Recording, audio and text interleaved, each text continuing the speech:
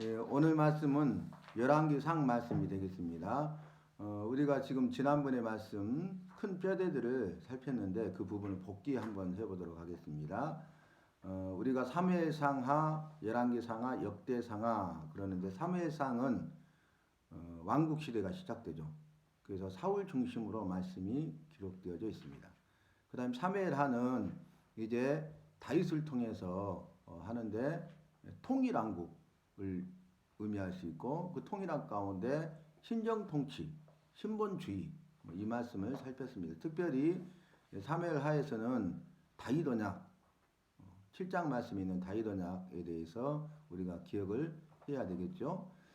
그 다음에 이제 오늘 말씀 열왕기상한데 열왕기상은 이제 솔로몬 그리고 그 후반부에는 르호보암, 솔로몬의 아들 르호보암과 여로보암이 등장해요. 이건 뭘 의미하냐면 통일왕국에서 분열왕국으로. 이걸 기억하시면 여러분 사무엘상하뿐만 아니라 열왕기상하, 역대상하로 구별하는 데 큰 기준이 됩니다. 그러니까 열왕기상은 뭐냐? 통일왕국에서 분열왕국으로 가는 것을 이야기해주고 있어요. 그러니까 솔로몬 시대니까 강력한 통일왕국이죠. 솔로몬의 아들 르호보암 때 여로보암이 북이스라엘을 창건하잖아요. 그래서 통일왕국에서 분열왕국으로 가는 역사를 객관적으로 서술하고 있습니다. 그 다음에 역대상하는 역대상이나 하나 분열왕국의 역사 이렇게 생각하시면 여러분 구분이 돼요. 이제 통일왕국은 끝났어요. 분열왕국의 역사를 기소를 하는데 북이스라엘보다는 남유다 중심으로. 왜냐하면 이스라엘의 그것을 계승한 정통성이 남유다에 있다. 그 차이를 말씀드렸죠. 그게 뭐였습니까? 북이스라엘을 여로보암이 창건했는데 그 이스라엘 왕들의 반복구가 뭡니까? 여로보암의 악한 길로 행하였더라. 그게 반복구예요. 그 여로보암의 악한 길, 여로보암의 악한 죄가 여러 가지가 있지만 가장 대표적인 게 뭡니까? 우상숭배죠. 우상숭배. 그래서 금송아지를 만들어서 여호와라 이렇게 하면서 베델과 단에 금송아지를 만들어서 그 베델과 단에서 금송아지를 섬기도록 숭배하도록 한 죄가 가장 크죠. 그런 부분이 되겠습니다. 그리고 이제 그 역대상하는 남유다 같은 경우에는 다윗의 길로 행하여 정직히 행하였더라. 이게 반복구잖아요. 그러니까 여로보암의 길로 행하여 다윗의 길로 행하여 악을 행하였더라. 정직히 행하였더라. 이 차이를 이야기합니다. 그러니까 악을 행했는데 여기는 정직히 행했다고 했거든요. 악의 반대가 선이잖아요. 선을 행하였다. 뭐 이렇게 해야 되는데 정직히 행하였다. 그렇게 이야기합니다. 여러분 정직이 굉장히 중요하거든요. 정직이 선이에요. 정직이. 그래서 십계명에서도 거짓말하지 말라 계속 지금 복귀하고 있죠. 근데 우리는 거짓말을 너무 쉽게 생각한단 말이에요. 근데 거짓말이 아주 큰 죄입니다. 마귀를 어떻게 표현합니까? 거짓의 합이라고 그래요. 대명사가. 마귀 이꼬르 대명사가 거짓의 합이. 거짓말하는 자. 본래부터 거짓말장이. 이렇게 성경에서는 이야기하고 있잖아요. 그래서 거짓으로 우리를 미혹하고 유혹해서 넘어뜨리는 자 마귀 아닙니까? 그래서 정직이라는 단어가 굉장히 중요합니다. 그래서 다윗 이꼬르 신정통치 이꼬르 신본주의 이꼬르 뭐예요? 정직. 우리가 시편 23편 말씀 잘 알죠. 여호와는 나의 목자시니 내가 부족함이 없으리로다 그랬잖아요.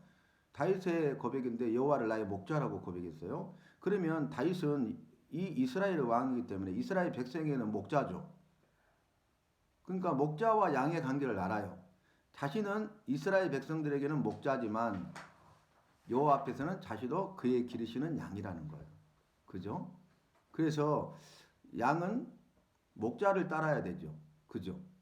여러분 우리가 구약 성경을 지금 정리하고 있는데 구약 성경에서 만나는 여호와를 여러 가지로 정리할 수 있는데 그 중에 하나 대표적인 게 뭐냐면은 우리 여호와는 어떤 분이냐? 정직과 공평의 여호와예요. 정직과 공평. 굉장히 중요한 단어입니다. 여호와 하면 정직이에요. 여호와 하면 공평이에요. 그래서 이 정직은 뭐냐? 말씀하시고 하신 말씀을 반드시 이루신다는 거예요. 한 입으로 두말하지 않는다는 것입니다. 그래서 여호와는 인생이 아니시니 시건치 아니하시고 하신 말씀을 어찌 실행하지 않으시랴? 반어법이죠? 인생이 아니니까 한 입으로 두마디 하지 않는다고요. 말 바꾸지 않는다고요.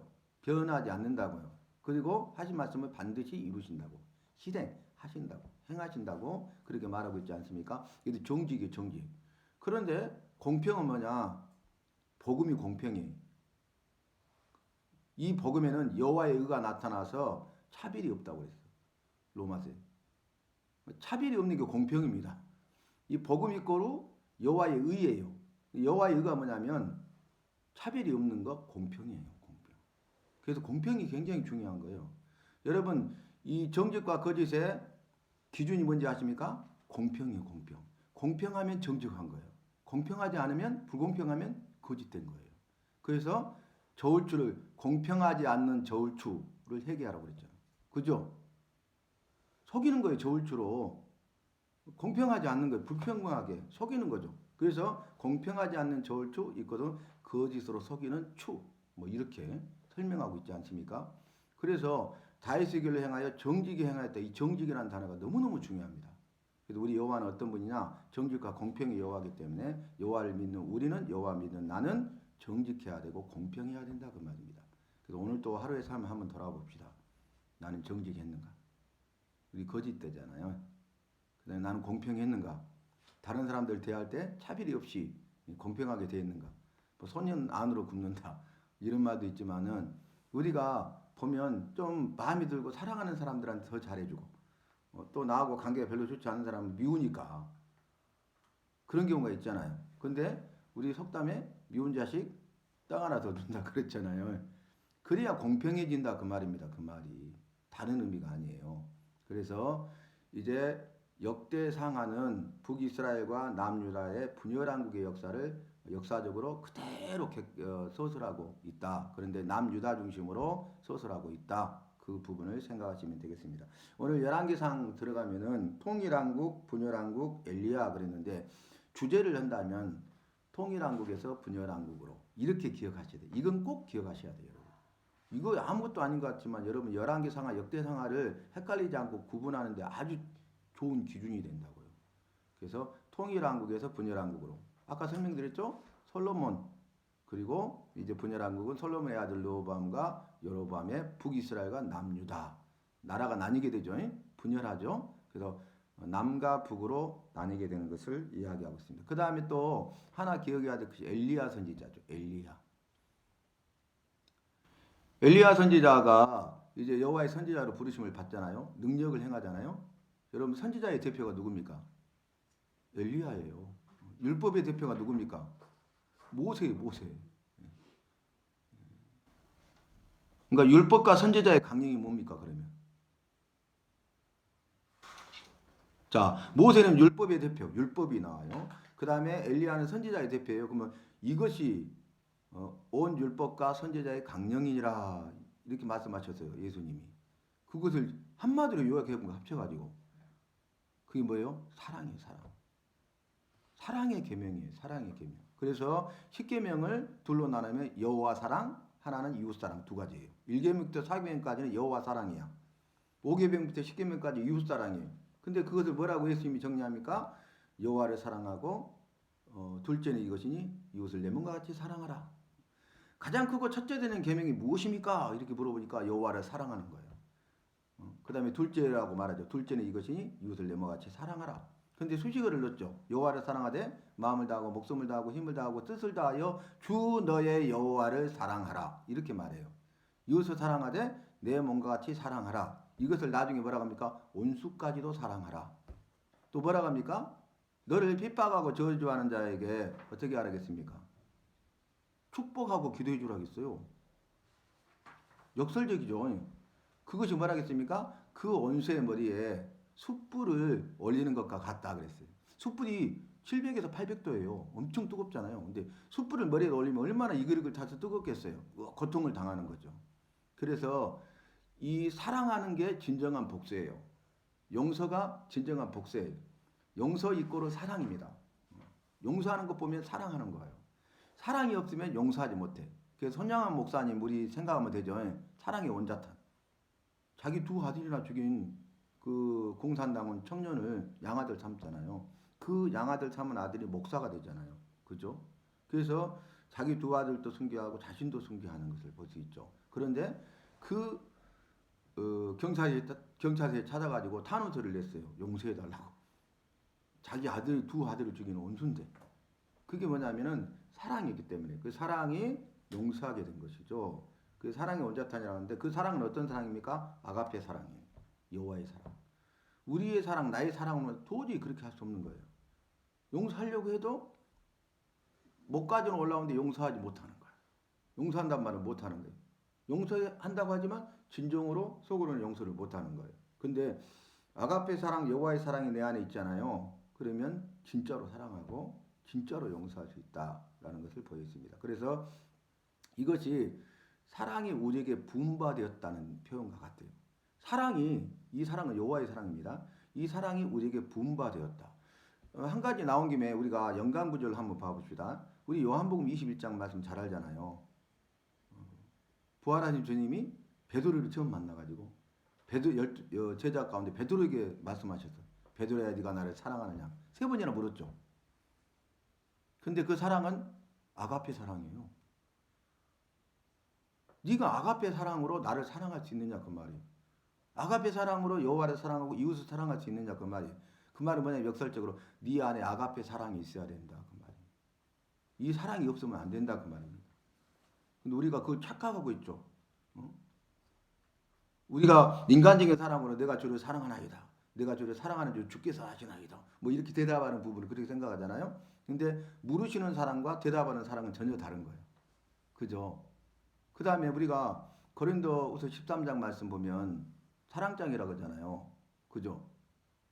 그러면 여기서 사랑은 오래 참고 사랑은 온유하며 뭐 이렇게 사랑은 성내지 아니하며 이렇게 가잖아요. 그러면 봐. 사랑은 이런다잖아. 근데 왜 그렇게 못해? 권사님, 장로님 사랑이 없구만. 그러잖아요. 근데요. 그 사랑은 아가페 사랑입니다.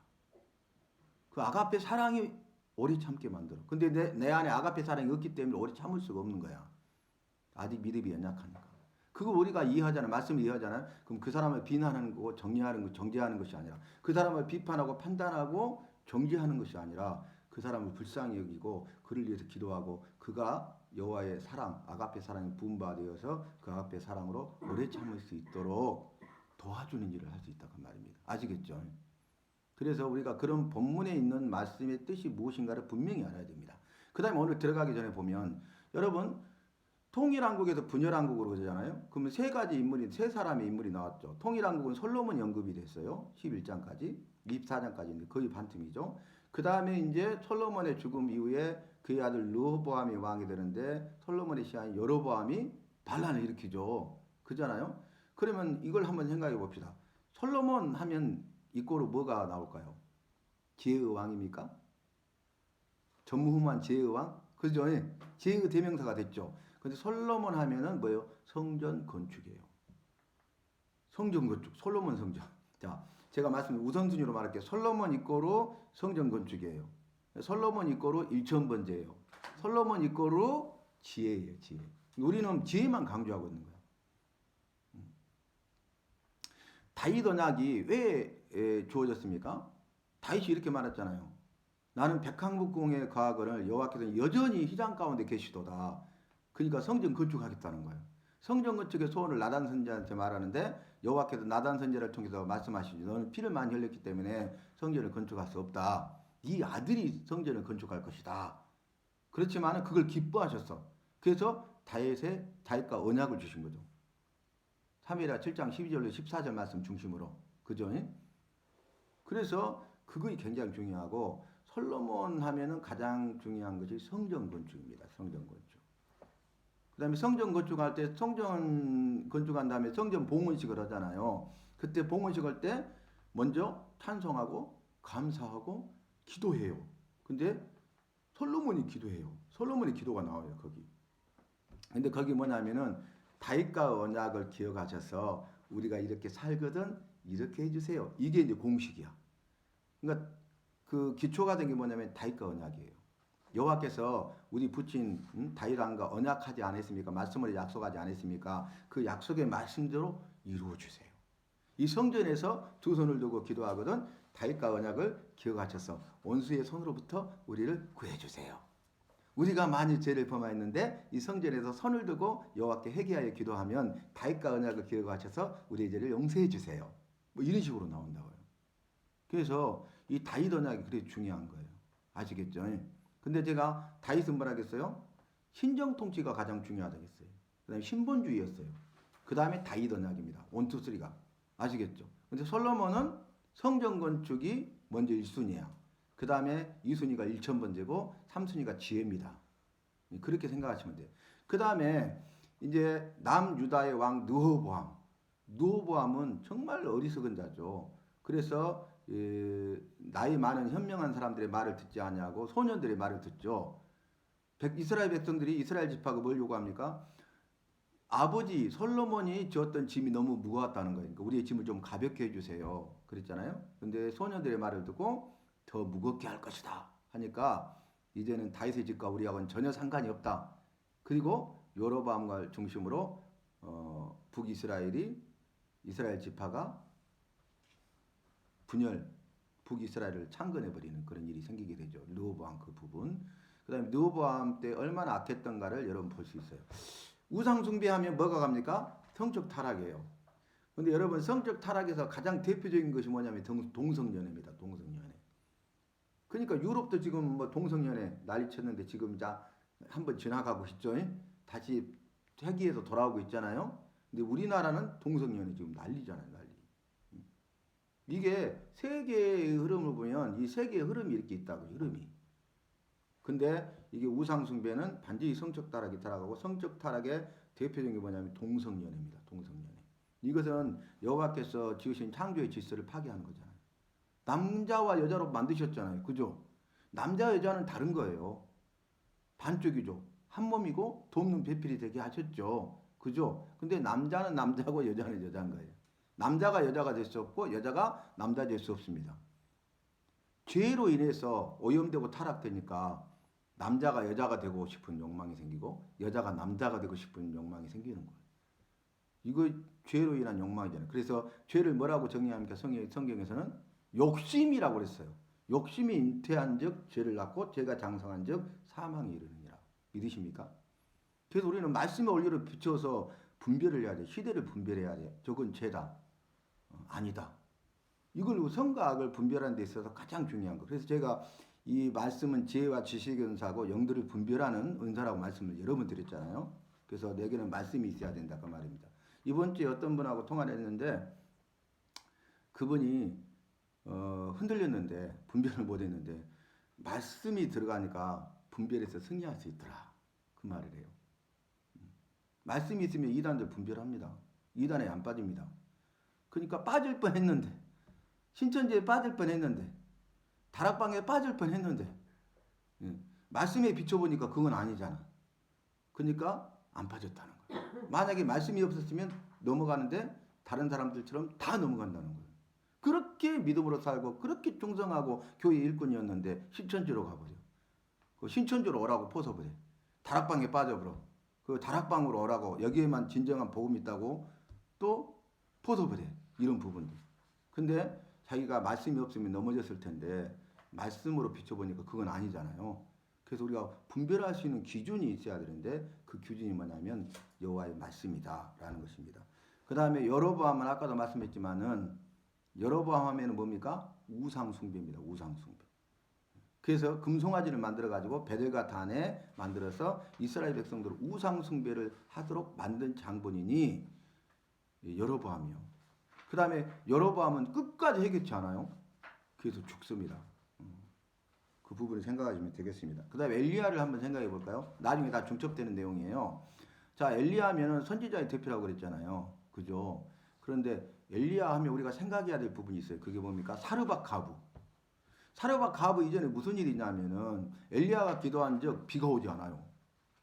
3년 6개월 동안 비가 오지 않잖아요. 엘리야는 우리가 성경이 같은 기도한 적 비가 내리지 아니하고 다시 기도한 적 비가 내렸다고 그랬잖아요. 야고보서 5장에. 그죠? 그래서 믿음의 강구와 의인의 강구는 역사하는 힘이 크니라. 너희는 병 낫기를 위하여 서로 기도하라. 장로를 청하여 기름을 바르고 기도할 것이요. 뭐 이렇게 나오잖아요. 여러분 그 아합 시대에 얼마나 아합이 약했어요. 그러니까 이제 엘리야 선지자를 통해서 일하시는데 그 엘리야의 말을 듣지 않죠. 아합이 왕이 되자마자 여호와의 종교를 회파해 버려요. 완전히 무너뜨려 버리고 여호와의 제단을 무너뜨려 버리고 그 다음에 여호와의 선지자를 잡아서 감옥에 가두고 때리고 죽이죠. 그래서 완전히 사라진 것처럼 보여요. 모습이. 근데 엘리야를 통해서 일하시잖아요. 그래서 비가 오지 않는 거예요. 나중에 큰 비가 온다고 또 기도한 다음에 하잖아요. 중요하고 좀 이따 살피니까. 그랬는데 무슨 일이 생깁니까? 사르밧 가브에게 가게 되죠. 그리 시내가에서 여호와께서 채우죠. 1년 동안 그리 시내가에서 생활하는데 아침에도 저녁에도 까마귀를 통해서 떡과 고기를 주세요. 그래서 저는 영적 까마귀를 날마다 체험하고 산다고 고백합니다. 지금도 여호와는 역사하세요. 영적 까마귀가 저는 날마다 와요. 날마다. 진짜 주님이 하셔. 나는 날마다 작은 기적을 수없이 경험하고 살아요. 그게 너무 기쁘고 행복한 거예요. 그것만 해도 저는 감사해요. 나 같은 죄인을 구원해 주신 것만 해도 감사하는데 이렇게 목사가 돼가지고 영혼 섬기는 일이 있어서 주를 위해 살 때 주께서 막 기적을 일으킨 거예요. 기적을. 영적 까마귀를 많이 보내시고 붙이시는 거야. 우리가 책에서만 읽을 수 있는 책에서 읽었던 그런 내용들이 막 삶 속에 이루어지는 거야. 그 부분들.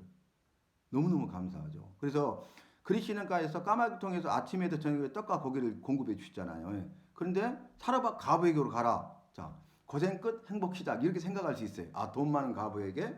근데 가서 보니까 비참하잖아요.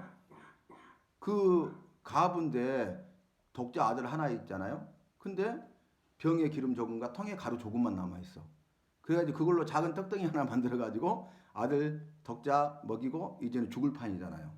이보다 다 험한 상황은 없잖아요. 그런데 엘리야 선지자가 그걸 보면 뭐라 하냐면 작은 떡덩이를 만들어서 나에게 가져오라. 공개하라는 거. 벼룩이 간을 빼먹었지. 그렇잖아요. 근데 엘리야는요. 여호와의 일하심을 알고 역사를 알기 때문에 믿음으로 요구한 거예요. 그거 사르밧 가브가 순종합니다. 믿음으로 요구했더니 그 믿음에 대해서 답해가지고 순종하니까 믿음과 순종의 역사가 이루어지는데 가뭄이 다하도록 병에 기름이 다하지 아니하고 통에 가루가 다하지 아니하였더라. 아멘. 이런 역사가 이루어지잖아요. 그죠? 그래서 여기에서 우리가 중요하게 생각해야 될 건 뭐냐면은 이 사르밧 가브의 상황 가운데 여호와의 믿음을 아니 엘리야의 믿음을 봐야 된다 그 말입니다. 근데 그걸 당당하게 요구하잖아요. 근데 거기에는 여호와께서 일할 것이라는 믿음의 확신이 있었기 때문에 그리고 그 믿음에 대해서 선포할 때 가브가 순종하면 여호와께서 능력을 행하실 것을 믿는 믿음이 있었기 때문에 그거 이미 알고 있었기 때문에 선지자로서 선포하는 거예요. 그러면 오늘 이 시대에 주의 종으로 쓰임 받는 사람이 선포하잖아요. 내 입의 말을 선포하면 효험이 없어. 증언이 없어. 근데 여호와께서 주신 말씀을 주의 종이 선포하잖아요. 그럼 그대로 돼요. 그래서 우리가 여호와께 주시는 말씀을 선포하는 주의 종의 말을 가볍게 여기면 안 돼요. 그 일에 대해서 주께서 생각나게 하시고 기도하게 하시고 오랫동안 검증되게 하셔가지고 주님이 딱 길을 열어주셔. 그것은 주님이 원하시고 기뻐하신 일이에요. 그러잖아요. 그래서 그런 부분에 대해서 우리가 함께만 해도 그 위대한 일에 동참하는 주인공이 되는 거예요. 함께만 해도. 자, 그래서 그 일이 있은 다음에 어떤 일이 일어납니까? 갈멜산에서 대결하잖아요. 대결하는데 거기서 승리하죠. 중략하고. 그러니까 아합의 왕비인 이세벨이 죽인다고 하잖아요. 내일 정오 이맘때. 그러니까 어떻게 합니까? 이 대선지자가 도망가요. 걸어만 나서 노뎀납 안에서 뭘 합니까? 죽기를 구해요. 야, 하루아침에 이렇게 대선지자가 달라지는 거예요. 이게 우리의 모습이고 나의 모습이고 인간의 모습이고 인간이 얼마나 연약하고 부족한가. 엘리야도 똑같다는 거예요. 엘리야가 그렇게 능력 있게 쓰임 받은 것은 엘리야의 능력이 아니라 엘리야와 함께 하시는 여호와의 능력입니다. 나는 연약하고 부족해도 여호와께서 함께 하시고 여호와의 능력이 임하면 쓰임 받을 수 있습니다. 이것도 두 가지를 말하는 거야. 아시겠죠? 그 사건을 통해서. 그래서 나는 연약하고 부족한데 주님께서 나를 들어 쓰실 수 있구나. 여호와의 능력만 있으면 되구나. 내가 주님 의지하고 믿음으로 살았더니 여호와께서 능력으로 일하시고 역사하시고 지금 길을 열어주고 있구나. 부어주고 있구나. 이런 것들을 우리가 깨달아야 된다 그 말입니다. 부분들. 그런데 어떻게 합니까? 40주야를 도망가죠. 중략하고. 그래서 이제 호렙산에 도착해요. 근데 거기서 뭐 합니까? 여호와께서 나타나요. 엘리야야 하면서 네가 어찌하여 여기 있느냐 물어봐요. 세 번 묻죠. 그러니까 내가 여호와를 위하여 열심히 특심하여 싸우나 나만 홀로 남았거늘. 사실이죠. 팩트. 근데 엘리야 보기에는 나만 홀로 남았는데 뭐라고 합니까? 너처럼 바알에게 무릎 꿇지 않는 7천여를 예비하신다. 할렐루야. 주님은 일하고 계셔. 이 시대에도 일하고 계실 줄로 믿습니다. 그런 사람들을 다 붙이시고 모이게 하죠. 그래서 주님의 일을 감당하게 하죠. 그리고 하나는 뭡니까? 엘리사를 준비하시는 거예요. 그러니까 엘리야를 통해서 주시는 두 가지 예비하면 너와 같이 바알에게 무릎 꿇지 않는 7천년을 예비하고 너를 대신하여 선지자의 사명을 감당할 엘리사를 준비하시다. 그래서 엘리야를 그렇게 살피면 되겠습니다. 한번 살펴보도록 하겠습니다. 지금 열왕기상 말씀 이제 들어가는데요. 열왕기상 1장 말씀 보면 늙은이 반란 책략 왕이 됨 도피 그러는데 이제 두 가지 핵심 기둥이 뭡니까? 하나는 통일한국, 하나는 분열한국이죠. 그래서 열왕기상은 통일한국과 분열한국을 말씀한다. 이렇게 한 문장 요약을 하는 겁니다. 두 가지 기둥 이렇게 말씀드렸어요. 아시겠죠?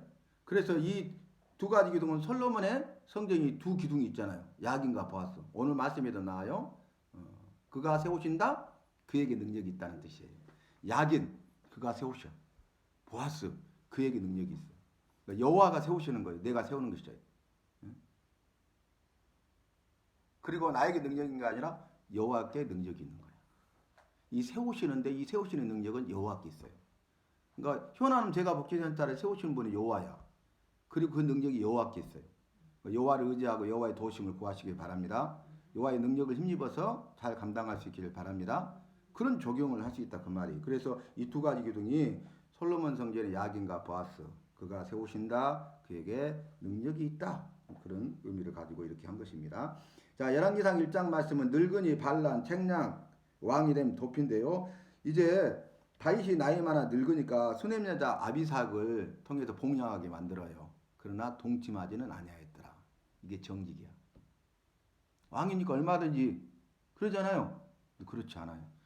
우리와 안에 밧세바를 범하고 그의 철저히 회개하죠. 그리고 죽을 때까지 그 믿음을 지켜요. 그래서 다윗은 뭐예요? 정직한 자예요. 정직.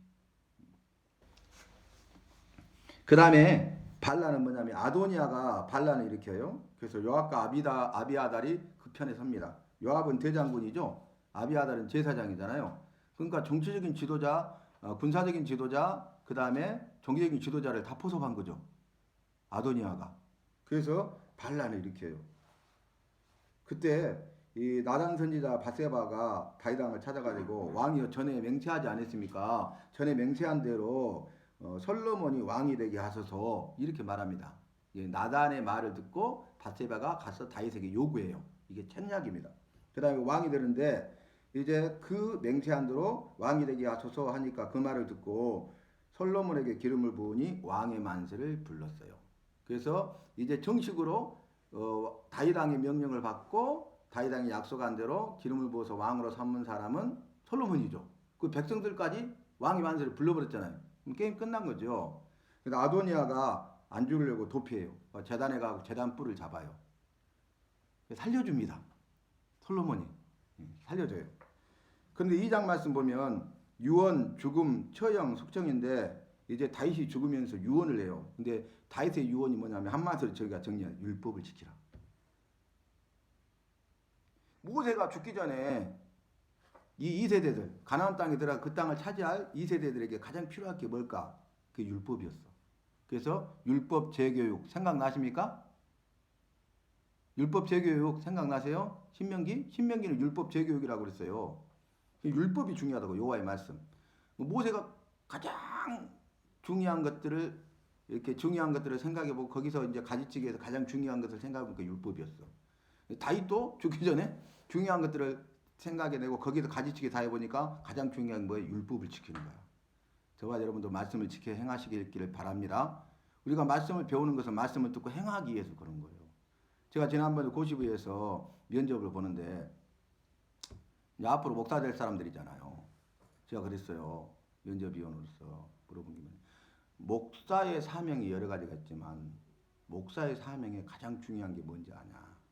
그것은 바로 말씀대로 살고 주어진 성도들로 하여금 말씀대로 살게 하는 것이다. 목사가 말씀대로 살아야 돼. 그리고 많든 적든 주어진 성도들로 하여금 말씀대로 살도록 하는 게 목사의 사명, 가장 중요한 사명이에요. 그러니까 여기 율법 말씀과 똑같죠? 그래서 내가 말씀으로 사느냐 살지 않느냐 이게 굉장히 중요해요. 그 다음에 성도들로 하여금 내 성도들이 말씀으로 사느냐 살지 않느냐 이게 중요하다 그 말이에요. 그래서 그런 사명을 감당해야 된다. 그런 이야기를 한 기억이 납니다. 그 다음에 다윗이 죽으니까 다윗성에 장사됩니다. 다윗성은 뭡니까? 다윗이 왕이 되자마자 여부스 족속을 몰아내고 그 성을 취하죠. 그 성을 다윗성이라고 불러요. 다윗이 취하였기 때문에 그것이 시온성이에요. 여호와가 함께 하심으로 시온성 이꼬로 예루살렘 성입니다. 그러니까 다윗성 이꼬로 시온성 이꼬로 예루살렘 성이에요. 너와 예루살렘 성아 복되도다. 예루살렘 성은 거룩하도다. 예루살렘 성이여 복이 있도다. 이 말은 시온 여호와께서 이 성에 함께 하심이라 그랬어요. 여호와가 함께 하시면 복된 것이에요. 아름다운 거예요. 그러니까 우리도 마찬가지 여호와가 우리 함께 하고 계시죠. 임마누엘 우리 아름다운 거예요. 아름다운. 시편에도 보면 우리 인간이 정말 연약한 존재라고 했죠. 연약하고 부족하고 하루살에게도 물려 죽을 자인데 우리를 어떻게 만드셨냐. 여러분 작품하고 제품하고는 다르죠. 작품하고 제품하고는 다르잖아요. 제품 공장에서 막 찍어내는 거잖아요. 가치가 다르잖아요. 근데 작품이야. 제품이 아니라. 근데 그 앞에 걸자가 들어가. 걸작품이야. 작품 중에 작품이잖아요. 그잖아요. 근데 그 앞에 위대한 최고의 걸작품이야. 수식어가. 자, 그러면 봐보세요. 위대한 최고의 걸작품이 뭐예요? 나요, 나. 우리를 존귀하게 하셨어. 우리를. 사람이 존귀한 데 처하나 깨닫지 못하는 자는 멸망하는 짐승 같도다 그랬어요. 우리를 존귀하게 하셨는데 내가 존귀한 줄 몰라. 그걸 부인해. 멸망하는 짐승하고 똑같다고 그런 말씀이에요. 우리가 존귀한 걸 깨달아야 돼. 왜냐하면 나는 연약하고 부족할지라도 내 안에 계신 분이 존귀하시기 때문에 보배 되신 그리스도를 담은 질그릇이야 우리는. 우리는 질그릇이야. 가치가 없어. 근데 질그릇에 보배가 담기면 가치 있죠. 보배이신 그리스도가 우리 안에 계신다고. 질그릇, 우리는 질그릇인데 질그릇 안에 보배된 그리스도가 우리 안에 계셔. 그러니까 우리는 존귀한 자예요. 나는 존귀한 자예요. 나는 가치 있는 사람이에요. 그래서 제가 그랬잖아요. 위대하고 최고의 걸작품이 바로 나다. 그런 내용이죠. 그래서 시편 말씀을 보면 인간을 그렇게 표현하고 있습니다. 그 다음에 이제 처형 보면은 수냄 여인 아비삭을 아도니아가 구해요. 이것은 또 반역이죠.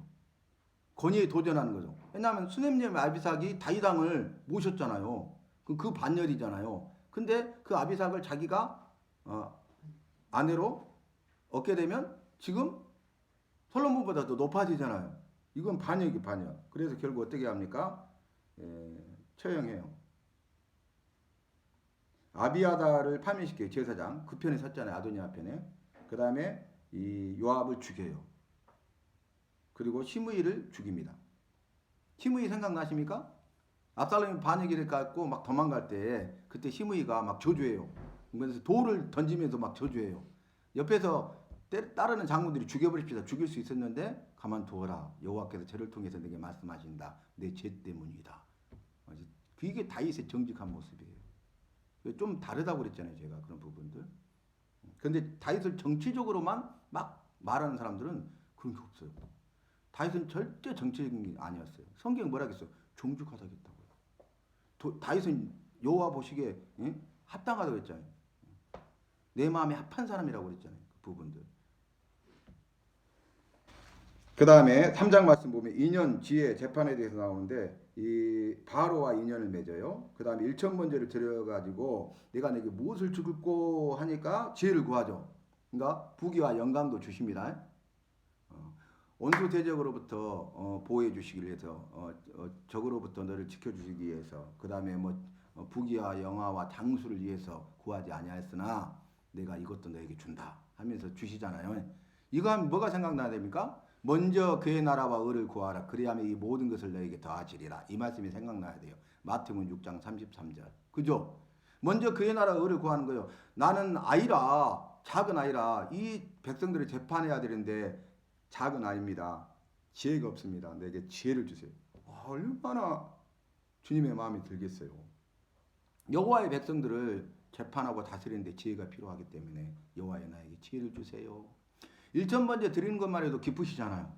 근데 정말 무엇을 줄 거 있는데 지혜를 구하는 거예요. 너무 마음에 드는 거죠. 그죠? 그래서 이제 부와 영광도 줍니다. 그 다음에 재판하게 된 거 유명한 거 알죠? 창기. 한 사람이 깔려 죽여버리잖아요. 근데 자기 아들이라 서로 요구하죠. 나중에 칼로 둘로 나뉘어서 서로 나눠주라 하니까 친모는 어떻게 합니까? 마음이 불타는 데 해가지고 그냥 아이를 살려주시고 저 사람에게 주세요. 근데 가짜는 어떻게 합니까? 그렇게 하자는 거예요. 그래서 유명한 솔로몬의 재판, 지혜에 대해서 나오고 있는 것을 볼 수 있습니다. 그러면 여기서 우리가 생각할 때 1,000번제를 드려가지고 지혜를 주셨잖아요. 그잖아요. 1,000번제에 대해서 우리가 여러 가지 생각할 수 있어요. 근데 1,000번제는 뭡니까? 한 번, 두 번, 세 번, 100번, 1,000번 이렇게 해서 1,000번제도 되죠. 그죠? 근데 기브온 산당에서 1,000번제를 드렸거든요. 근데 그 이후에 1,000번제 다음에 지혜를 주시고 왕으로서 행보를 이어가잖아요. 그죠? 그런 거 보면은 3년이란 세월을 가진 건 아니죠. 그죠? 그러니까 우리가 이렇게 생각할 수 있어요. 그래서 이제 1,000번째 예물이 있어가지고 막 그렇게 막 일본해갖고 막 드리잖아요. 그런 부분들. 여기에서 지금 그러잖아요. 근데 봐보세요. 1,000번제를 기본 산당에서 1,000번제를 드리니 그러면 이 번제는 재물을 드려야 되잖아요. 다 태워야 되는데 1,000마리를 태웠어. 이게 상상이 됩니까? 쉽습니까? 가능할까요? 가능할까요? 그러면 두 가지 중에 어떻게 해야 돼요? 1,000번제를 어떻게 생각해야 돼요?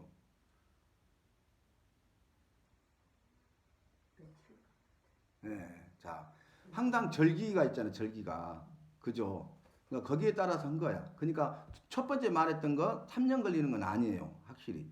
그죠? 이후의 행보를 보면. 근데 우리는 그렇게 생각한 것서 1,000번 예물을 드린다. 이건 좀 성경적이 아니다. 그 말이. 그걸 내가 언급하기 위해서 그런 거고. 성경에서는 기본 산당에서 1,000번제를 드리고 여호와께서 기뻐하셔서 무엇을 줄고 하니 지혜를 구하여 부와 영광도 주셨다. 그리고 이제 왕의 행보를 이어가잖아요. 재판하잖아요. 바로. 이런 상황으로 보면은 기본 산당에서 1,000번제를 드렸는데 어떤 기간 안에 드린 걸로 생각하시면 되겠습니다. 아시겠죠? 그러니까 온 이스라엘 전역에 그냥 냄새가 진동했겠죠. 번제는요 여호와께서 그 고기 탄 냄새를 흠향하신다고. 우리가 고기 탄 냄새가 나면 다 맡잖아요. 그 냄새를. 냄새 맡기는 역겨워도 그잖아요. 멀리 있는 사람도 다 맡죠. 그러듯이 하늘에 계신 여호와께서 다 맡으셔. 아, 얘들이 내 말에 순종하고 있구나. 이해되시죠? 그래서 흠향하신다고 그러잖아요. 향을 그 고기 타는 냄새를 맡으신다고. 그런 부분도. 그래서 그런 의미로 생각하시면 되겠습니다. 그 다음에 4장 말씀 보면 신하들, 관장, 번성, 지혜 나는데 자, 지혜를 주시니까 나라를 조직하는데 신하들을 세우죠. 나라 조직입니다.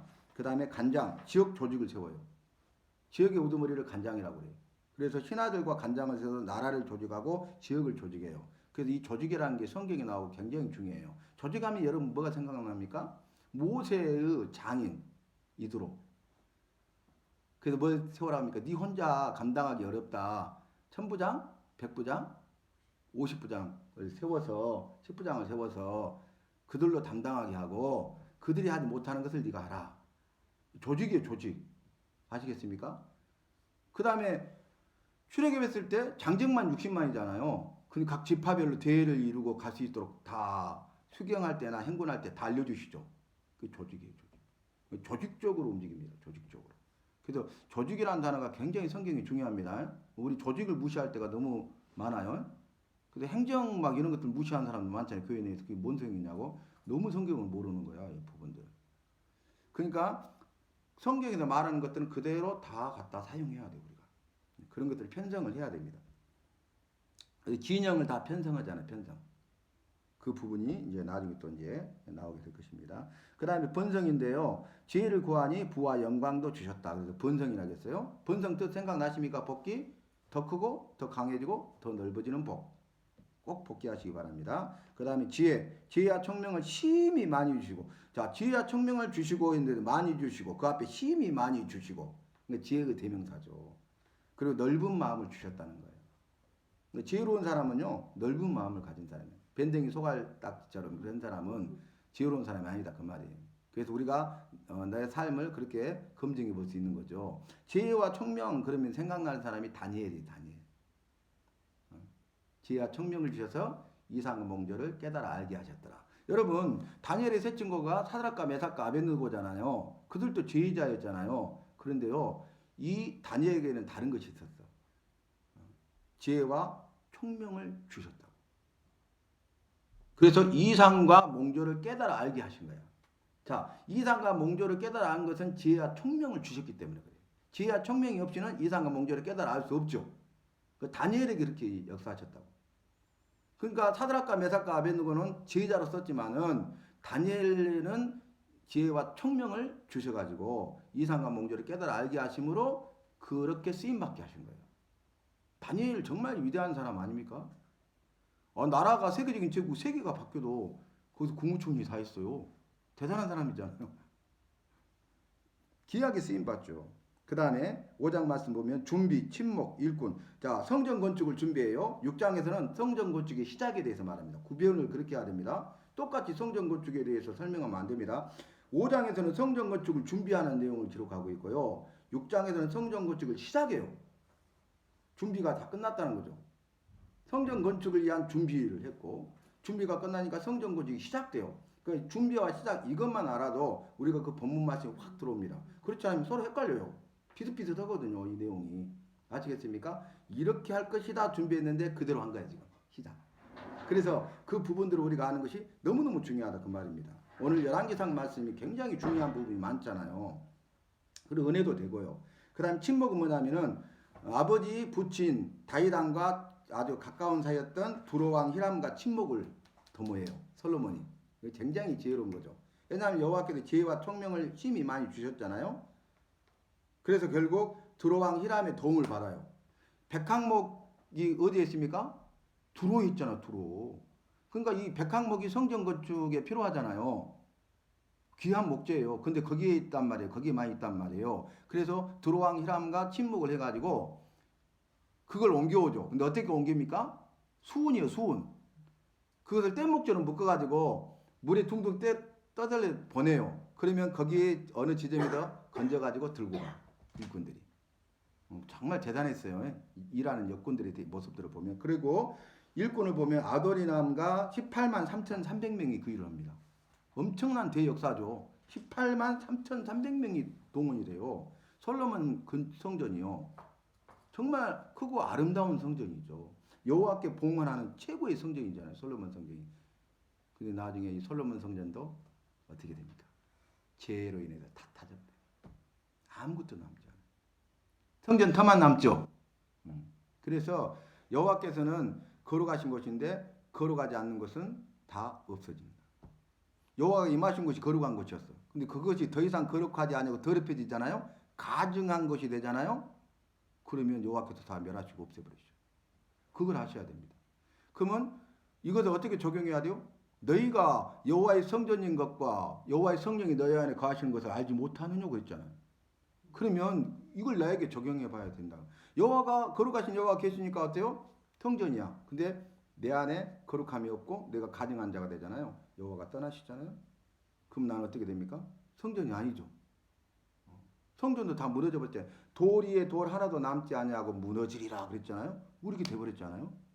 그렇게 된다는 거예요. 뭐 개인의 삶만 그러겠습니까? 부부도 마찬가지고 자녀도 마찬가지고 부모도 마찬가지고 생업도 마찬가지고 기업도 마찬가지고 모든 것이 다 마찬가지에 포함돼서 적용할 수 있는 내용이 되는 것입니다. 그 다음에 6장 말씀 아까 말했듯이 5장은 성전건축 준비였고 6장은 성전건축 시작으로 구분을 잘 할 수 있기를 바랍니다. 이게 단어가 굉장히 중요하고 여러분 성전건축에서요. 다윗이 성전건축 다 했어요. 준비를. 다윗이 나는 백항목공에 거하거늘 여호와는 여전히 시장 가운데 계시도다. 그러나 안 된다. 너는 안 된다. 네 아들이 한다. 그러면 거기서 끝나도 되잖아요. 그 다윗과 언약도 받았잖아요. 근데 어떻게 합니까? 마치 성전을 건축할 사람처럼 성전 건축 준비를 했어. 그래서 쓰고도 남을 정도로 다 준비해놨어. 그러니까 성전 건축 그만큼 사모한 거예요. 그리고 어떻게 합니까? 마지막 죽기 전에 장면을 보면 어떻게 합니까? 지도자들한테 부탁해요. 그리고 자기가 죽기 전에 성전 건축이 시작도 안 됐는데 성전 건축 봉헌이 된 것처럼 감사 예물을 드려. 생각이 어디가 있습니까? 다윗이. 정말 대단한 거 이거. 그 다음에 이 지도자들에게 그걸 부탁해요. 그 백성들한테 부탁해요. 그래서 그들이 성전 건축에 적극적으로 동참합니다.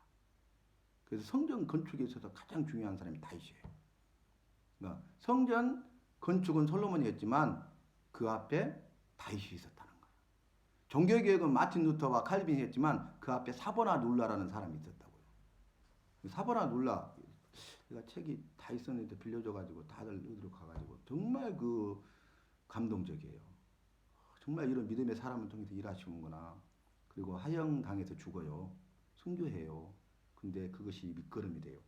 그래서 이제 이 종교개혁의 기치를 올리고 종교개혁의 도화선이 돼가지고 마틴 루터와 칼빈, 쯔붕길 이런 사람들을 중심으로 종교개혁이 이루어지는 것을 볼 수 있습니다. 아주 그 아모스 선지자처럼 직설적으로 선포한 사람이 사보나 눌라요. 말씀을 갖고 완전히 그곳이 술집이고 창녀들 그 지역이에요. 근데 거기서 말씀 전하는 데서 회개의 역사가 이루어지는 거예요. 그래서 술집이 문을 닫고 창녀들이 회개하고 이런 역사가 막 이루어지는 거예요. 근데 이제 교황의 미움을 받아가지고 교황청의 미움을 받아가지고 결국 하형당해 죽죠. 그러니까 이 오직 말씀, 오직 믿음, 오직 은혜 이런 것들이 그때 이제 연결돼서 이렇게 나온 거야. 종교개혁의 슬로건이잖아 이런 부분들이.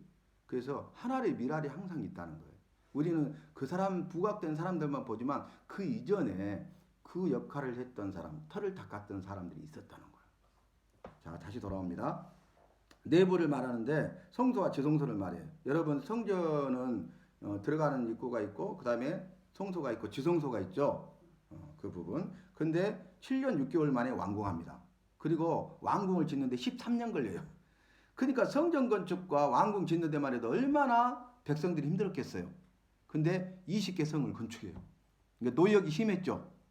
그러니까 너무 짐이 무거웠습니다. 장친 부친 때 좀 가볍게 해주세요. 그런데 더 무겁게 하리라 하니까 분열돼 버린 거예요. 아시겠습니까? 그러니까 솔로몬은 지혜의 대명사인데 이 그의 아들은 어리석임의 대명사, 미련한 자. 정말 미련하고 어리석은 자가 르호보암입니다. 그래서 자식 농사가 중요해요. 이것은 우리 뜻대로 안 되죠. 주의 은혜로 가능하죠. 자녀들을 위해서 여러분 기도를 많이 해야 돼요. 그잖아요. 자녀 이기는 부모 없다고요. 어떻게 돌이킬 수가 없는 거야. 세상으로 갔는데. 그래서 그걸 위해서 우리가 언젠가는 주님이 택하신 자녀니까 돌아오겠지. 이런 생각하지 마세요. 내가 여호와는 아니잖아요. 그죠? 내가 정말 열심히 자녀들을 위해서 기도해야 돼요. 근데 거기에 빠져갖고요. 우리 주변에 그런 분들 보고는 놀래요. 목회자하고 선교사하고 그러는데요. 우리는 막 갈급해갖고 오면 큰일 났다. 기도해줘야 되겠다. 근데 본인들은 아무렇지도 않아. 때가 되면 주님이 다시 돌아오게 하시겠죠. 나 깜짝 놀랐어요. 그거 아니거든요. 그거 아니야. 우리가 정말 그런 상황이 주어졌을 때 우리가 기도해야 돼요. 지금 그 부분에 대해서. 여러 가지 기도 제목이 많이 있잖아요. 그잖아요. 그래서 6장 38절로 39절 말씀을 제가 거기 밑에다 넣어놨는데 제4년 15월에 기초를 쌓고 11년 8월에 필력했다. 그래서 7년 6개월입니다. 계산하면은. 그 다음에 7장 말씀 보면 궁, 두기둥, 놋바다, 물두멍, 받침, 기구들에 대해서 나오는데 궁전을 만들죠. 13년 걸려요. 두기둥, 야긴과 보아스. 그가 세우신다. 그에게 능력이 있다. 솔로몬의 두기둥이죠. 성전에 그 뜻이고요. 뜻도 기억해 주시면 좋습니다. 놋바다, 제사장 성결의식. 그러니까 제사 드리기 전에 제사장들은 성결의식을 행하고 일반 백성들은 정결의식을 행한다고 그랬죠. 뭐가 생각나십니까? 내 얘기 말씀입니다. 이렇게 항상 복귀를 하시면 좋아요. 그 다음에 물두멍 받침은 희생 제물을 이렇게 씻는 것이고요. 기구들, 금기명과 녹기명. 여러분 금으로 만든 기명들이잖아요. 그러면 등잔 데가 있잖아요.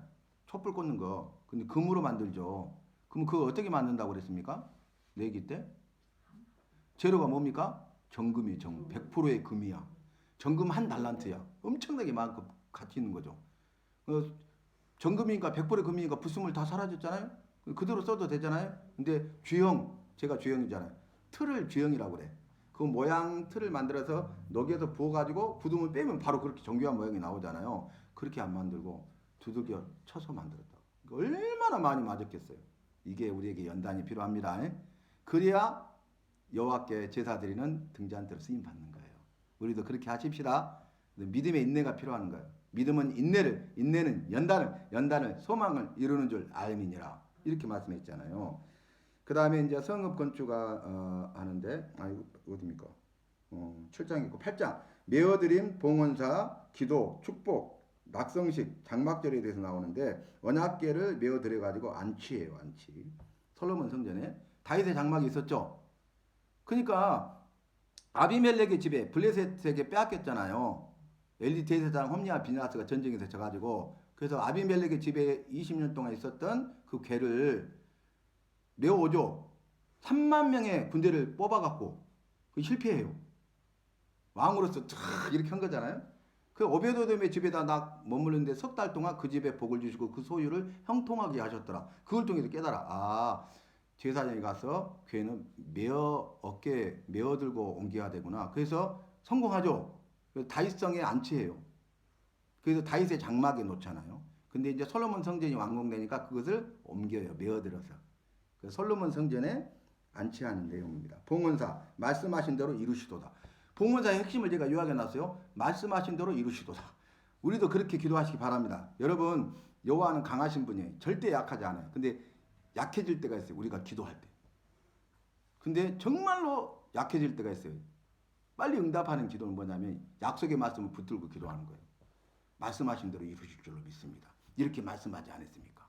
약속의 말씀을 붙들고 기도하시기 바랍니다. 그러면 주님이 응답하셔요.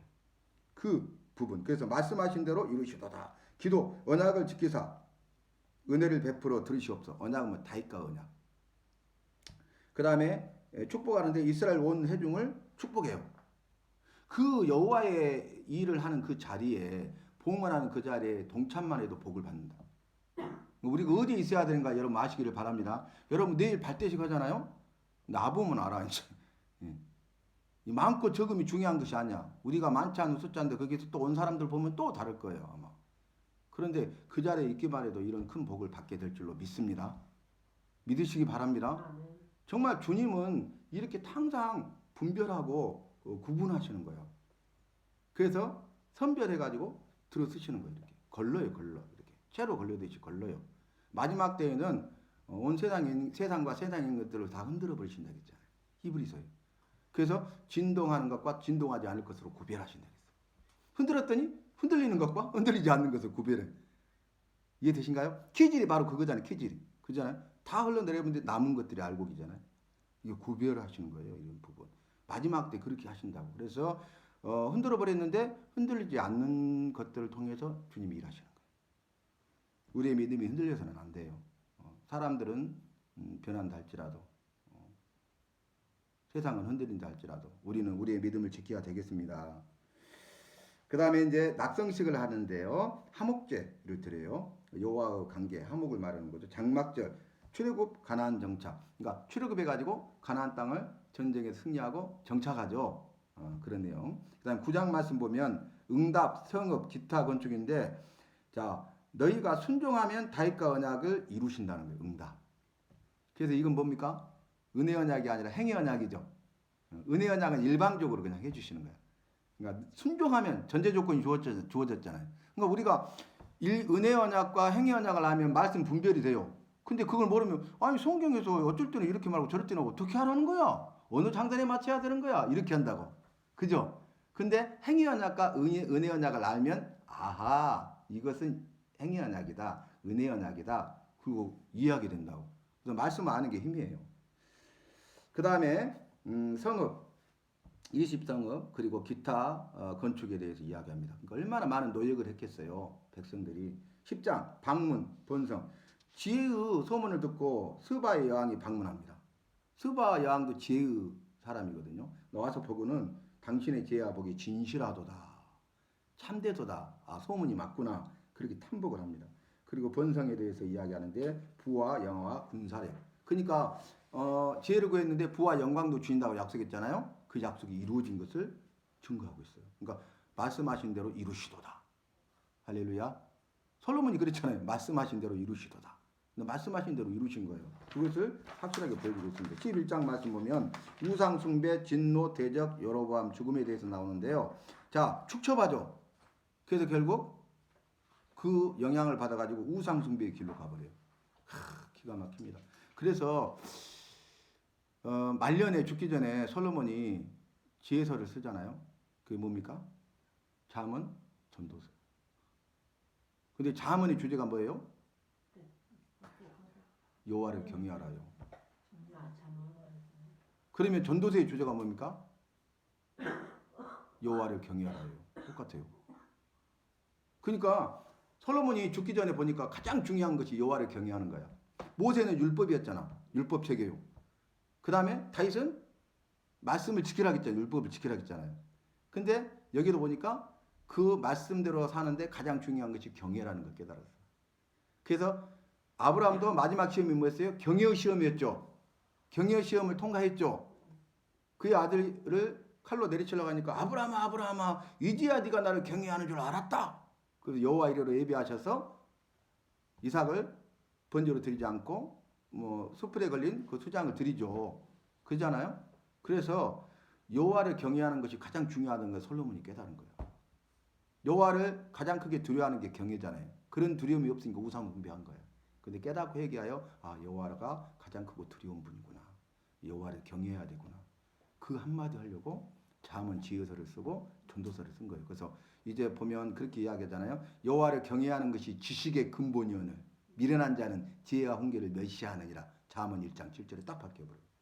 이건 솔로몬의 잠언이라 딱 1장 1절에 나오면서 그러면서 1장 7절에 딱 결론을 말해요.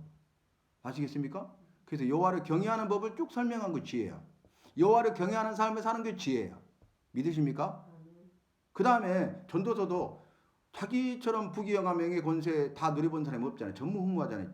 지혜는 더 말할 것도 없잖아요. 지혜의 대명사잖아요. 그런데 뭐라고 하냐면 헛되니 모든 것이 다 헛되도다. 그렇게 그래놓고 청년의 때 권고한 때 너를 창조하신 여호와를 기억하라. 그러면서 여호와를 경외하라. 그래서 결론이 그거예요. 그래서 잠언이나 전도서나 똑같이 여호와를 경외하라. 아시겠죠? 그 내용들을 생각하시면 되고요. 그 다음에 진노는 분열을 예언해요. 네 아들의 때에 나라가 둘로 나뉠 것이다. 그래서 또 대적들이 일어납니다. 강력하기 때문에 대적들이 없었잖아요. 다 정복했잖아요. 그런데 하닷과 누손의 찜입을 당하게 되고요. 여로보암 아이야 선지자를 통해서 10지파를 여로보암에 떼어줄 것을 예언해요. 나중에 북이스라엘과 남유다로 나뉘게 되죠. 이 시작이 뭐냐면은 이 축적과 우상 숭배에 인해서 분열을 예언한 다음에 이루어져요. 네 아들의 때에 나라가 나뉠 것이야 해놓고 아이야 선지자를 통해서 여로보암에게 10지파를 떼어줄 것을 이야기하십니다. 이게 뭘로부터 시작돼요? 솔로몬의 죄로 인한 거예요. 내 죄 때문에 내 아들이 그래서 내 당대의 죄를 끊어버리시기 바랍니다. 죄 결박을 끊어버리십시다. 우리 자녀들에게 그것이 전가되거나 답습돼서는 안 된다고요. 그 다음에 죽음 르호보암이 대신하여 왕이 됩니다. 솔로몬이 죽었죠. 그의 아들 르호보암이 왕이 됐어요. 12장 보면 가볍게 하소서 하니까 그러면 우리가 왕을 섬기겠나이다 했는데 소년들의 말을 듣고 더 무겁게 하리라. 그래서 나라가 분열 나뉘게 됐는데 이스라엘이 다윗의 집을 배반해요. 다윗의 집과 우리는 이제 상관이 없다. 그리고 이제 여로보암이 왕이 돼가지고 북이스라엘 창건한 다음에 금송아지를 만들어서 베델과 단 두 곳에 금송아지를 만들어요. 그래서 우상숭배의 길로 행하게 되는 걸 볼 수 있습니다. 그런데 아이러니한 것은 북이스라엘이 우상숭배했잖아요. 남유다는 정통성을 이어갔잖아요. 나중에 어떻게 됩니까? 북이스라엘도 우상숭배하고 남유다도 우상숭배예요. 그러니까 이제 선지자를 통해서 우상숭배하지 말고 회개할 것을 촉구하는데 선지자를 잡고 감옥에 가두고 때리고 죽이잖아요. 그죠? 그래서 이제 마지막 최후 통첩이 뭡니까? 북이스라엘에 너희가 회개하지 아니하면 아스를 통해서 멸망시킨다고 했어요. 근데 끝까지 회개치 않으니까 아스를 통해서 멸망당했죠. 주전 722년에. 그러면 남유다가 그것을 봤잖아요. 그러면 여호와의 말씀하신 대로 이루어지도다. 아까 그것처럼 말씀하신 대로 이루어지기 때문에 어떻게 해야 됩니까? 남유다가 회개해야 되잖아요. 근데 남유다가 회개치 않습니다. 북이스라엘이 우상숭배하고 끝까지 회개치 않음으로써 아수를 통해서 말씀대로 멸망당한 것을 봤는데 듣지 않는 거예요. 그래서 에레미야 선지자를 통해서 최후 통첩이 뭡니까? 이렇게 말하죠. 지금이라도 돌아오면 좋거니와 그렇지 아니하면 바벨론을 통해서 너희를 멸망시킬 것이라. 그리고 포로를 끌려가시고 70년 후에 다시 돌아오게 하리라. 이렇게 최후 경고, 최후 통첩을 했잖아요. 그런데 남유다가 그 여호와의 말씀을 듣지 않고 참 선지자인 에레미야 말을 듣지 않고 거짓 선지자의 말을 듣죠. 그래서 결국 어떻게 됩니까? 바벨론을 통해서 남유다가 주전 586년에 멸망당해요. 그것이 이제 뭐냐면 오늘 통일한국에서 분열한국으로 가잖아요. 그 다음에 분열한국의 역사를 쭉 이야기한 다음에 마지막에 분열한국의 끝에는 뭐가 있냐면 북이스라엘 멸망과 남유다의 멸망이 들어가는 거예요. 멸망.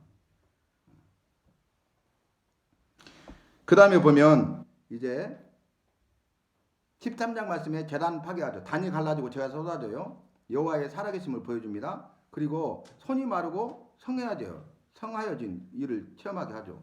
근데도 듣지 않아요. 그래서 선지자를 보내서 일을 했는데 그대로 이루어지잖아요. 근데 이 베델의 늙은 선지자가 선지자를 속입니다. 여호와가 보내신 선지자를 속여요. 그래서 결국 어떻게 됩니까? 사자가 길에서 만나 여호와의 선지자를 죽여요. 그리고 이제 죄가 되어 집이 멸망케 되리라 돌이키지 않으면 그 말을 하는데 제가 13장 17절과 18절을 참고로 넣어놨습니다. 밑에 보면 여호와가 보내실 때 선지자가 이렇게 말해요. 떡도 먹지 말고 물도 마시지 말고 오던 길로 돌아가지도 말라.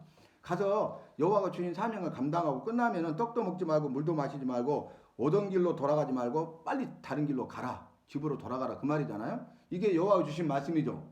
여호와께 받은 말씀이잖아요. 그런데 베델의 늙은 선지자가 거짓 선지자가 거짓말로 속여요. 아니다.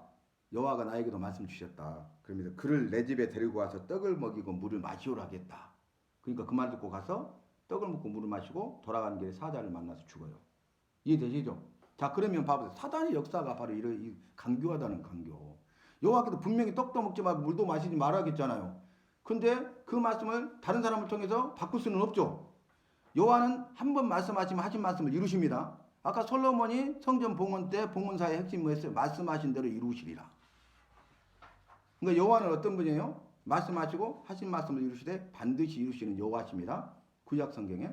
그래서 말씀하셨고 그 말씀 이루셨어요. 예언과 성취에 대해서 제가 말씀을 드렸잖아요. 그래서 말씀을 보는 기준이 거기에 있는 것이에요. 그 다음에 14장 말씀을 보면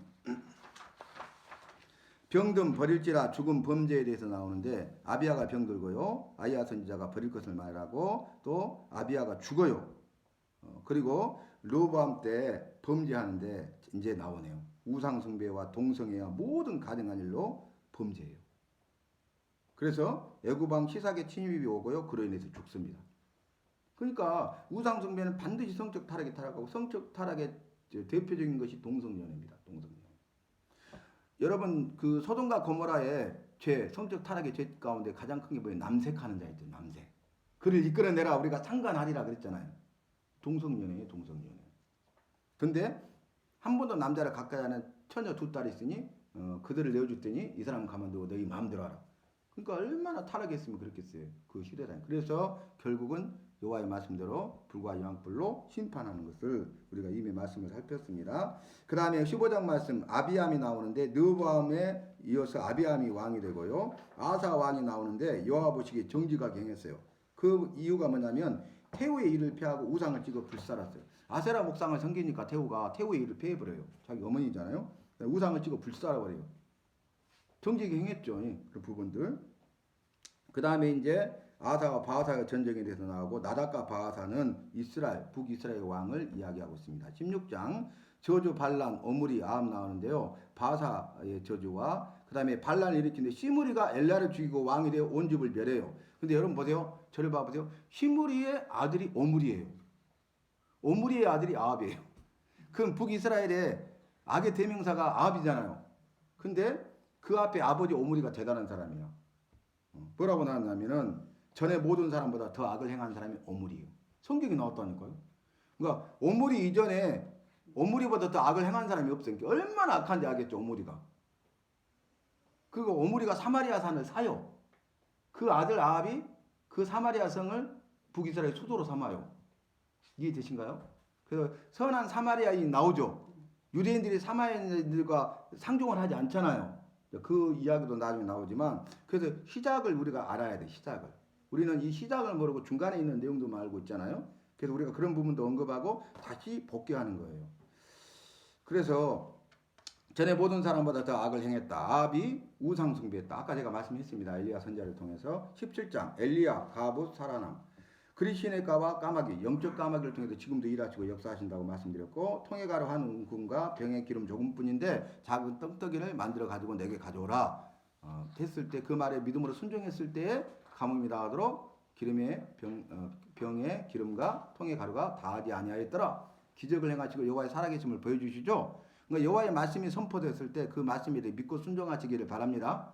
그러면 능력과 기적을 체험하는 은혜와 복의 주인공이 된다는 것을 엘리야와 사로와 가브를 통해서 우리에게 분명하게 말씀하고 있고 지금도 여호와는 살아계시기 때문에 엘리야를 아침에도 저녁에도 까마귀를 통해서 떡과 고기를 먹이셨던 여호와께서 이 시대에도 오늘에도 영적 까마귀를 통해서 일하시고 역사하실 줄로 믿습니다. 그 다음에 엘리야의 기도를 들으시고 가브의 아들이 다시 살아난 내용이고요. 18장 오바다 만남 대면 승리 큰인데요. 오바다란 뜻이 뭐냐면 크게 여호와를 경외하는 자. 아까 여호와를 경외하라 그랬죠. 근데 오바다라는 이름의 뜻이 여호와를 크게 경외하는 자예요. 오바다서도 있죠. 그 내용입니다. 만남. 내가 오늘날 아합에게 보이리라. 그래서 아합을 만나고요. 3년 6개월 동안 비가 오지 않았잖아요. 다시 대면해요. 그리고 기도한 즉 어떻게 합니까?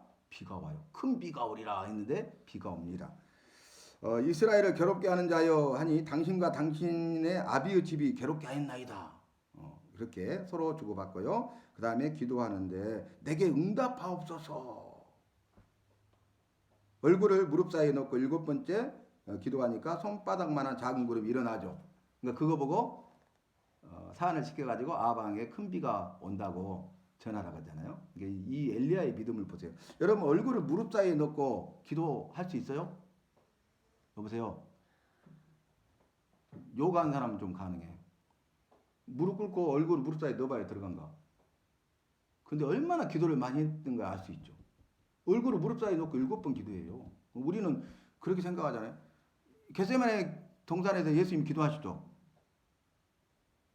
무릎을 꿇고 기도하시죠. 근데 얼굴을 어디에 대고 기도하세요? 어디 대고? 땅에. 쉽겠어요? 어렵겠어요? 우리 예수님도 기도의 사람이었다고. 우리 예수님이 공생의 사역을 감당할 때 성령의 이끌리심을 받아 광야로 가죠. 그죠? 40일 동안 뭐 했어요?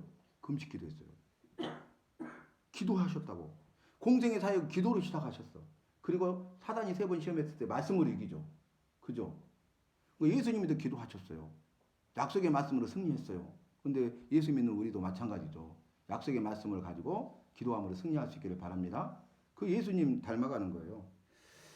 그 다음에 19장 말씀 보면 도망 호렙산 엘리사에 대해서 나오는데 이세벨이 내일 이맘때 죽이리라 하니까 도망가죠. 그리고 노뎀나마에서 죽기를 간구하고 40주야를 도망가서 호렙산에 이르죠. 그때 여호와께서 엘리야야 네가 어찌하여 여기 있느냐 3번이나 보니까 내가 여호와를 위하여 열심히 특심하였사오나 나만 홀로 남았거늘 이렇게 말하잖아요. 그런데 여호와께서는 너처럼 바알에게 무릎 꿇지 않는 7천년을 예비하시고 너를 대신하여 엘리사가 선지자의 사명을 감당하게 하리라. 여호와 이르십니다. 우리는 이렇게 예비하시는 주님을 만나야 돼. 어떻게 보면 믿음의 사람들이 별로 없는 것처럼 보이잖아요. 그러나 이렇게 바알에게 무릎 꿇지 않는 믿음의 사람들을 예비하셔서 만나게 하시고 합력에서 선을 이루신 분이 우리 여호와십니다. 그리고 이제 엘리사가 엘리야를 따르며 수종 들죠. 그래서 갑절의 영감을 주소서 그러잖아요. 근데 그 믿음대로 되죠. 나중에 그것을 볼 수 있습니다. 20장 침공, 전쟁, 교만, 저주. 아람 왕 베나다시 사마리아를 침공해요. 그러니까 1차 전쟁에서 승리하고 2차 전쟁에서 승리해요. 근데 어떻게 합니까? 교만해져 갖고 나의 형제니라. 그래서 이제 저주를 받는 선지자 무리 중에 한 사람이 저주를 해요. 20장 42절 이렇게 나오는데 네가 멸하기로 작정한 사람을 네 손으로 놓았은즉 2번이나 승리하니까 너는 내 형제다 하고 진멸해야 되는데 그렇지 않은 거예요. 네 목숨은 저의 목숨을 대신하고 내 백성은 저의 백성을 대신하리라. 이렇게 합니다. 21장 포도원 살해 멸할 것 회개인데요. 나봇의 포도원으로 10조의 기업을 여호와께서 금하실지로다. 나봇의 포도원을 탐하죠. 아합이. 그래서 결국 모해에서 죽이죠. 거짓 증인을 세워서 왕을 저주었다 거짓 증거하고 돌려쳐 죽여요. 그래서 엘리야가 멸할 것을 멸망을 예언하고요. 회개는 재앙을 아들의 시대에 내리리라. 회개하니까 네 시대가 아니라 아들의 시대에 재앙을 내릴 것이다. 뭐가 생각나요? 솔로몬의 죄로 말미암아서 네 아들의 때에 나라가 둘로 나뉘리라. 성경이 이렇게 계속 반복되고 있는 거예요. 그러니까 그것을 내 당대에 끊어버려야 되는데 끊어버리지 않으니까 어때요? 아들에게 전가되고 답습된다는 거예요. 죄가 전가되고 답습된다는 거예요. 그러니까 우리가 이런 말씀을 통해서 깨달을 때 그 깨달은 그 죄에 대해서 예수 그리스도의 이름으로 끊어버릴 수 있기를 바랍니다. 거기서 해방돼야 돼. 우리가 자유케 돼야 돼. 그 다음에 22장 동맹 거짓 선지자 미가야 죽음 요사밧 아하시아에 대해 나오는데요. 아합과 요사밧이 동맹이에요. 남유다의 왕 요사밧이 북이스라엘의 악한 왕인 아합과 동맹한 것이 혼인을 통해서 동맹하잖아요. 이게 죄입니다. 그래서 결국 어떻게 합니까? 거짓 선지자 400인이 올라가서서 전쟁하러 가라 그 말이에요. 거짓 선지자들이. 그러니까 미가야 선지자가 아니다. 참 선지자가 말을 하죠. 근데 누구의 말을 들어요? 거짓 선지자의 말을 들어요. 전쟁에 나가면 죽을 것이라고 말해요. 근데 아합이 얼마나 깨돌입니까? 이렇게 말합니다. 아합이 길앗 나무에서 죽으리라. 이것이 미가야 선지자를 통한 여호와의 말씀이잖아요. 근데 400인이 거짓 선지자가 올라가서서 전쟁하셔서 그렇지 않습니다 하니까 미가야 선지자의 말을 듣지 않고 그 400인의 말을 듣고 길앗 나무에서 죽는다는 여호와의 말씀을 듣지 않고 어때요? 아합이 변장하고 전쟁에 참여하는 거예요. 변장해버려요. 왕복은 누구한테 입혀요? 남유다 왕 여호사밧한테. 그러니까 이제 아람